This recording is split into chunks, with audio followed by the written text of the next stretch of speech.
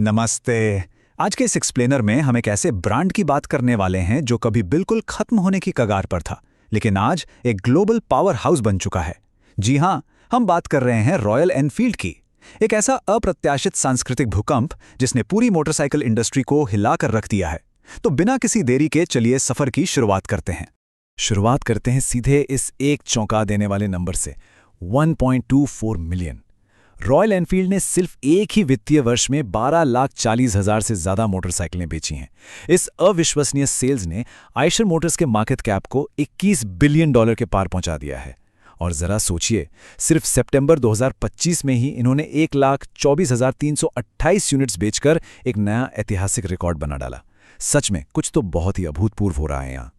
अब जो बात सच में दिमाग घुमा देने वाली है वो ये है कि कैसे ये एक अकेला ब्रांड मोटरस्पोर्ट्स की दुनिया के सबसे बड़े दिग्गजों को एक साथ पछाड़ रहा है।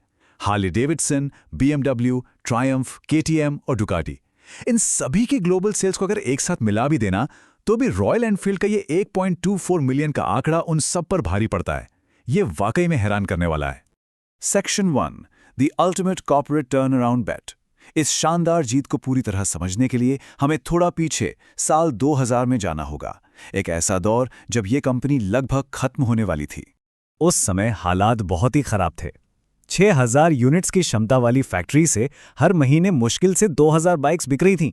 इंजनों से तेल रिसता था और क्लच के फेल होने की दर 5% थी। ये किसी भी कंपनी के लिए एक बुरा सपना है। आयशर मोटर्स के बोर्ड ने इस पूरी तबाही को बंद करने का एकदम तार्किक फैसला ले लिया था। लेकिन तभी एंट्री होती है 26 साल के एक युवा की, सिद्धार्थ लाल, जो अपनी ही शादी में लाल रंग की बुलेट चलाकर गए थे। उन्होंने बोर्ड से इसे बंद करने के बजाय खुद इसे चलाने का एक आखिरी मौका मांगा। अब जरा इस टाइमलाइन पर नजर डालते हैं कि यह चमत्कार हुआ कैसे। सिद्धार्थ लाल ने बोर्ड को आयशर के 15 में से 13 व्यवसायों को बेचने के लिए मना लिया, ताकि सारा पैसा और फोकस सिर्फ रॉयल एनफील्ड पर लगाया जा सके। उन्होंने AVL से नए इंजन डिजाइन करवाए और उस 5% क्लच फेलियर रेट को हटाकर सीधा 0.2% कर दिया। इसका नतीजा दुनिया 2009 में नई क्लासिक 500 के रूप में देखा। इस बाइक ने ऐसा तहलका मचाया कि 8 महीने की वेटिंग लिस्ट लग गई। और यही वो मोमेंटम था जिसके दम पर 2015 तक रॉयल एनफील्ड ने दुनिया भर में हार्ले डेविडसन को पीछे छोड़ दिया। आगे बढ़ते हैं। Section 2, a tale of two demographics. तो यहां सबसे अहम बात यह है कि यह सिर्फ एक मार्केट ट्रेंड नहीं है। ये एक ऐसा पॉइंट है जहां एक डेमोग्राफिक क्राइसिस एक डेमोग्राफिक सोने की खदान से सीधे टकरा रहा है। ये तुलना एक बहुत ही कड़वी सच्चाई को सामने लाती है। हार्ले डेविडसन के मुख्य ग्राहक असल में अब बूढ़े हो रहे हैं। 1980 के दशक में जो लोग 30 के आसपास थे वो अब 50 के पार जा चुके हैं और धीरे धीरे मोटरस्पोर्ट्स से बाहर हो रहे हैं। वहीं दूसरी तरफ रॉयल एनफील्ड 20 से 25 साल के उन युवाओं को अपनी तरफ खींच रही है जो पहली बार बाइक खरीद रहे हैं। इन दोनों ब्रांड्स के खरीदारों के बीच लिटरली एक पूरी जनरेशन का फासला है। और इसका असर दोनों कंपनियों की ग्रोथ पर साफ दिख रहा है। 2025 में जहां रॉयल एनफील्ड के ग्लोबल रजिस्ट्रेशंस 27% उछलकर 1.18 मिलियन यूनिट तक पहुंच गए, वहीं हार्ले डेविडसन एक भारी गिरावट से जूझ रहा है। 2025 की पहली तिमाही में हार्ले की ग्लोबल रिटेल सेल्स 21% गिर गई। नॉर्थ अमेरिका में सेल्स सिर्फ 89,000 यूनिट्स रह गई और रेवेन्यू $3.6 बिलियन तक गिर गया। हालात इतने तनावपूर्ण हो गए कि स्ट्रेटेजिक रीसेट के नाम पर CEO जॉचन ज़ीट्स को भी अपना पद छोड़ना पड़ा। तो अब आते हैं सेक्शन 3 पर, डेलिब्रेट रीस्ट्रेंट, यानी जानबूझकर बढ़ता गया संयम। यहां सवाल यह है कि जब होंडा और कावासाकी जैसी कंपनियों की सस्ती बाइक्स बाजार में पहले से थीं, तो रॉयल एनफील्ड ने इस युवा मार्केट पर कब्जा कैसे कर लिया? इसका सीधा सा जवाब है डेलिब्रेट रिस्ट्रेंट। रॉयल एनफील्ड ने जानबूझकर खुद को 250 से 750 सीसी के मिडवेट सेगमेंट तक ही सीमित रखा। उन्होंने कोई सुपर स्पोर्ट्स बाइक या बहुत तेज रफ्तार वाली लीटर क्लास मशीनें बनाने की रेस में हिस्सा नहीं लिया। सिद्धार्थ लाल का टारगेट एकदम क्लियर था, एक non extreme space.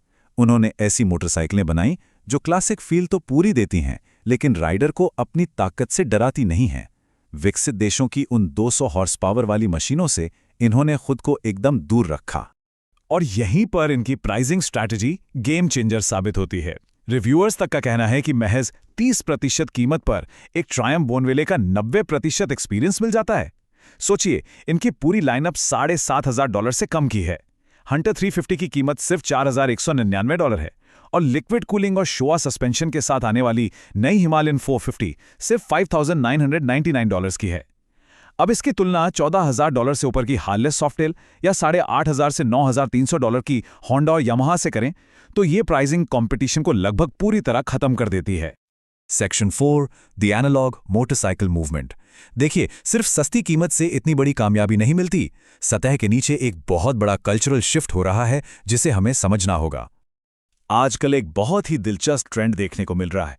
Generation Z के लगभग 60% लोगों ने विनाइल रिकॉर्ड्स खरीदे हैं और इसका ग्लोबल मार्केट $2 बिलियन को पार कर गया है। जैसे जैसे फिल्म कैमरे और हैंडीक्राफ्ट्स का क्रेज बढ़ रहा है, युवा जानबूझकर डिजिटल परफेक्शन की जगह एनालॉग अनुभवों को चुन रहे हैं।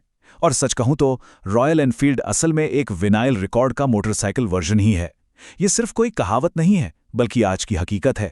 Imperfect yet full of soul, यानी अपूर्ण लेकिन आत्मा से भरपूर। ये एक लाइन इस पूरी फीलिंग को बिल्कुल सटीक तरह से बयां करती है। यही वजह है कि राइडर्स उस थंपर इंजन की आवाज और मैकेनिकल गियरबॉक्स के दीवाने हैं। ये कोई इंजीनियरिंग की कमियां नहीं है, बल्कि यही एनालॉग फील तो वो असली वजह है जिसके लिए लोग इन बाइक्स को चलाते हैं।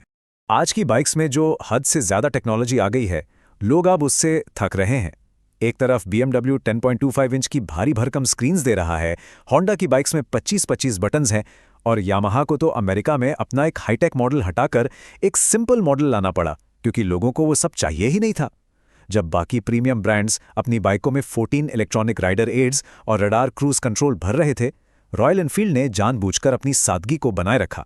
ये उन लोगों के लिए एकदम परफेक्ट बन गए जिन्हें सिर्फ एक इंजन, 2 पहिए और एक खुली सड़क चाहिए। ये जो 6 मिलियन या 60 लाख का आंकड़ा है ना, ये दुनिया भर में फैले उन राइडर्स की कम्युनिटी है जो इस ब्रांड को आगे बढ़ा रही है। जरा सोचिए, 2025 के मोटोवर्स फेस्टिवल में 40,000 राइडर्स शामिल हुए और वन राइड इवेंट ने तो 66 देशों में 41,000 से ज्यादा लोगों को एक साथ ला खड़ा किया। ये अब सिर्फ एक ब्रांड नहीं रहा, ये एक बहुत बड़ी ग्लोबल ट्राइब बन चुका है। आगे है section 5 overcoming the reliability elephant.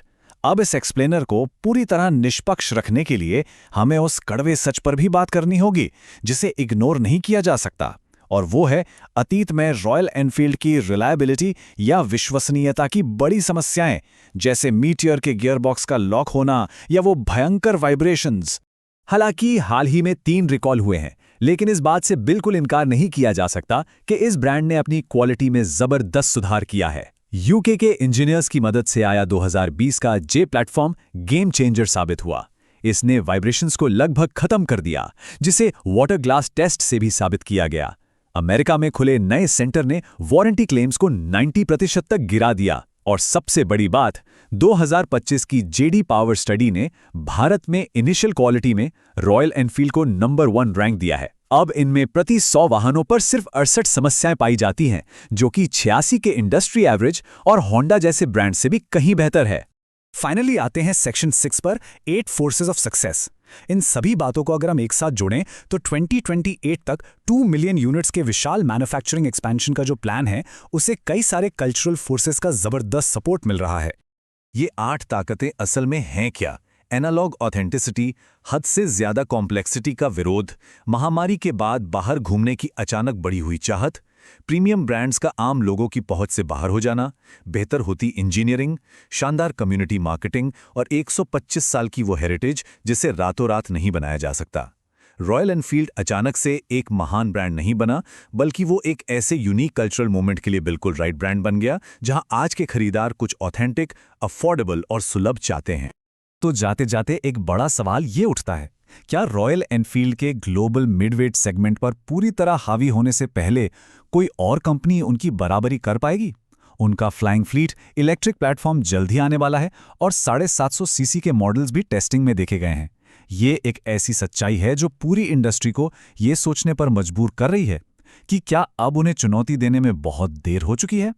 ये एक ऐसा सवाल है जिसका जवाब हमें आने वाले वक्त में ही मिलेगा। इस एक्सप्लेनर में हमारे साथ जुड़ने के लिए बहुत बहुत धन्यवाद।